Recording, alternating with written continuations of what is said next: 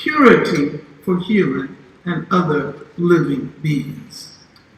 Prison abolition is here to stay. Police abolition is here to stay. In the meantime, we grow our movements, and in order to propagate the ideas that have inspired us, in order to guarantee the necessary intersectionality of our struggles, we reflect on and develop alliances with existing radical movements. And this is an important step, because to consider the theme you've chosen for this conference, it is utterly impossible to imagine the flourishing of our movements against the violence of the prison industrial complex, along with all of its elements and spheres of influence, without also calling for environmental justice. Let us not assume that environmental justice and movements against the prison industrial complex are just now coming together. Our deceased comrade, Donald Smith, who was one of the earliest advocates of environmental justice, was working with the National Alliance Against Racist and Political Repression, whose primary emphases were prisons and police, when he helped to forge the environmental justice movement.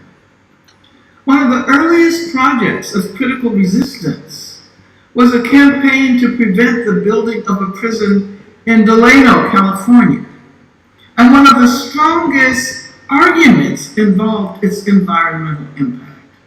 As a matter of fact, and this was the brilliant insight of Rose Glass, who led critical resistance for many years before she died in 2017 after a terrible battle with brain cancer. CR created a coalition of anti-racist, anti-prison, environmental activists, including the NAACP, the California chapter of the National Association of Social Workers, the National Lawyers Guild, the Center on Race, Poverty, and the Environment, and the Rainforest Action Network. Also, there was the Ecology Center and the Friends of the Kangaroo Rat, whose habitat was threatened by the building of this new prison. I don't quite suffer from mosophobia, but I don't like rats. Nevertheless, we were all willing to become friends of the kangaroo rat. In fact, in the litigation against the state designed to stop the construction of this new prison, the Friends of the Kangaroo Rat served as a plaintiff. Rose Braz and Craig Gilmore wrote in a 2006 article entitled Prisons and Environmental Justice in Recent California Organizing. Today, there is a growing awareness among anti-prison activists of the similarities between our activism and environmental justice activism. The quote continues, the environmental justice movement fights racial and class discrimination in environmental policy, making the selective enforcement of environmental laws and the targeting of communities of color and poor communities for environmentally disastrous land uses, such as toxic waste disposal sites. Communities of color and poor communities, they continue to write, bear an unequal and unfair number of environmentally destructive land uses that take from the community but do not give back to it.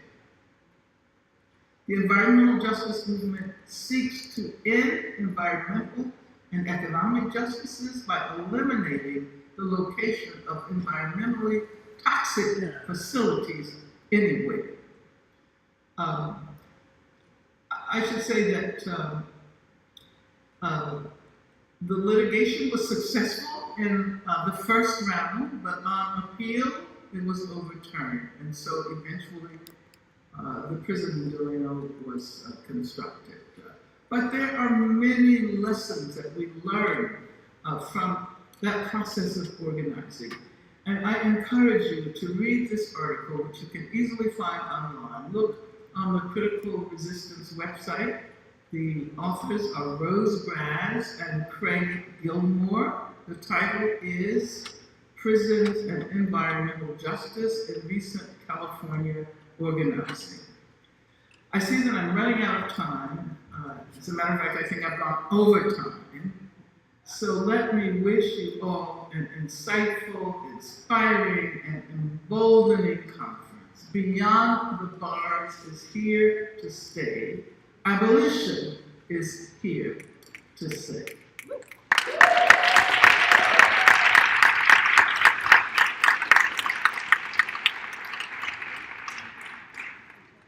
All right. So our next panel, Building the World We Need. Our panelists, I'm going to ask you to start coming up. I'll begin introducing you. Our first panelist, Sonal Jessel, is the Director of Policy at WEACT for Environmental Justice. She is responsible for advancing the organization's policy agenda at the local, city, state, and national levels. Prior to joining WEACT, she conducted research in energy insecurity, housing, and public health at Columbia University.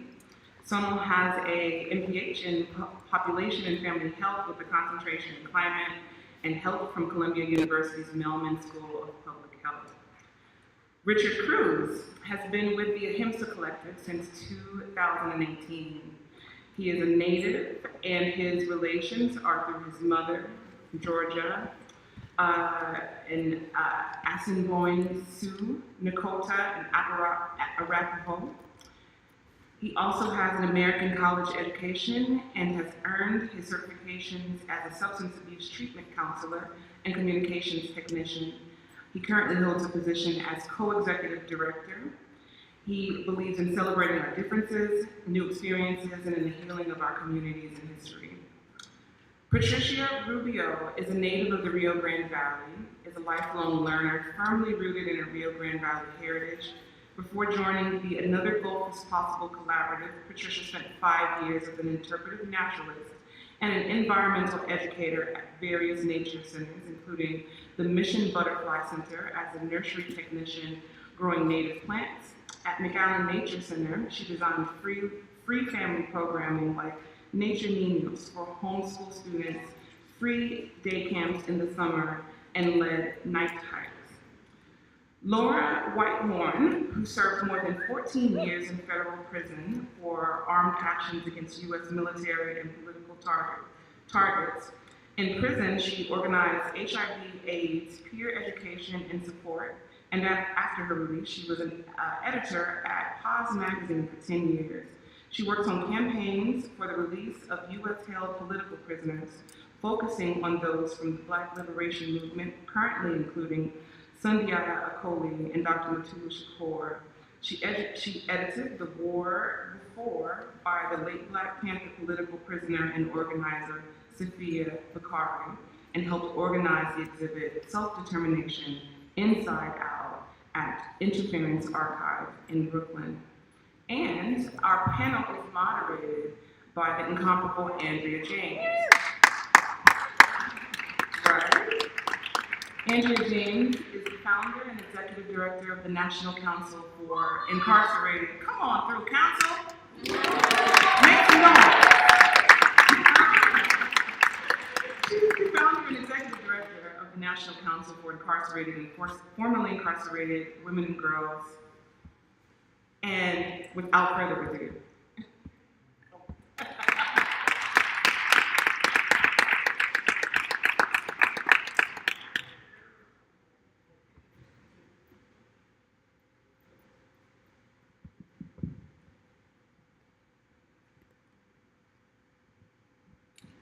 hello, my love. My loves.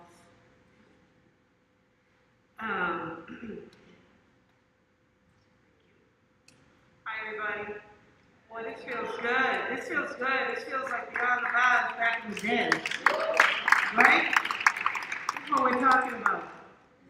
Bringing it back, baby. Bring it all the way back. I apologize. I have a very raspy voice. I've been under the weather. I'm fine. I'm just getting my strength back though, so please indulge me. So happy, but no better place to be than here. No better place to be than here. Welcome, everybody. It's wonderful to see you all.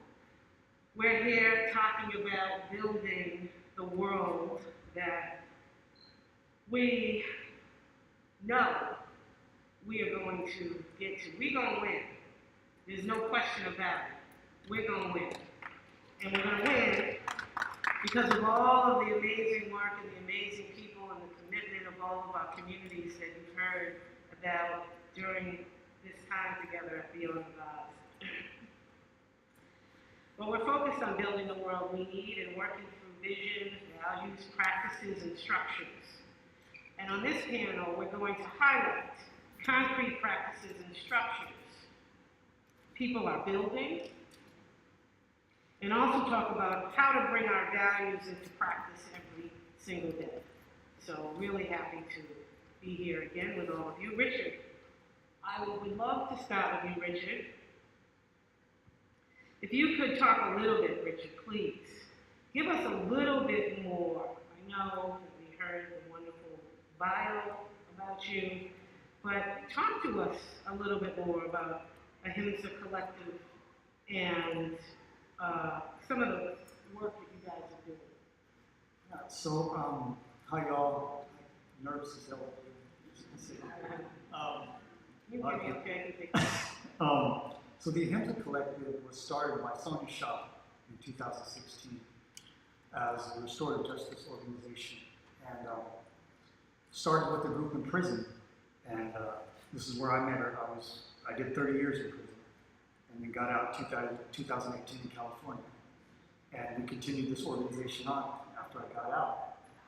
And what we're doing now is not, we thought we were going to stay small and do little things, but this has grown. And talking about the practices of land and environment, things like that, we actually were able to get some funding from one of those funders that didn't have anything to say, no restrictions, no nothing. And we bought 24 acres in Santa Cruz Mountains in California. That this was someone's dream, was her vision is for people of color, for people that don't have access, for people that are formerly incarcerated, to come up there and do whatever kind of healing work that they want to do. For organizers, because I've heard a lot today about how people are tired. You're organizing every day. You're going through these things, you're fighting constantly, but there's no space for you to come up and just do some healing work yourself with your organizations. And that's what we wanted to create, and that was her vision. And we got that now in Santa Cruz Hills with 25 acres. You could camp, there's 3 structures, you could hold retreats, and to come up there and do healing work how you see fit. It's not for us to provide it. It will be involved as much as you want us to be. It's up to you. But it's